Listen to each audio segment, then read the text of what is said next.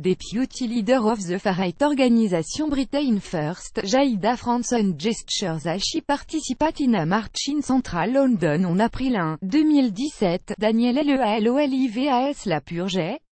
En route. Lundi, Twitter a commencé à appliquer ses nouvelles conditions d'utilisation, plus strictes envers les contenus haineux, et a suspendu plusieurs comptes d'extrême droite, notamment celui de Jayda Franson, dont les tweets anti-musulmans avaient été relayés par Donald Trump, plus grand que, à lire aussi qui est ce parti d'extrême droite britannique dont Donald Trump a partagé des tweets.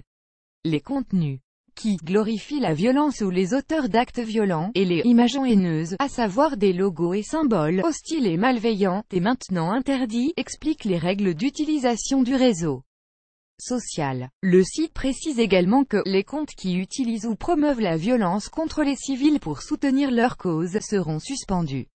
Lundi, 3 comptes britanniques avaient notamment disparu, ceux du parti politique d'extrême droite Britain First, de leader Paul Golding et de sa vice-présidente Jayda Franson. Ce compte a été suspendu, explique le réseau social dans chacun des cas.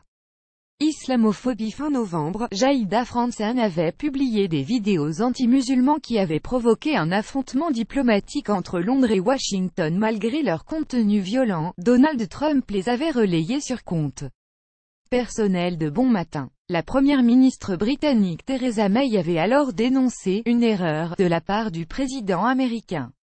Mi-novembre, Twitter avait déjà retiré leur certification aux utilisateurs qui contrevenaient aux conditions d'utilisation du site.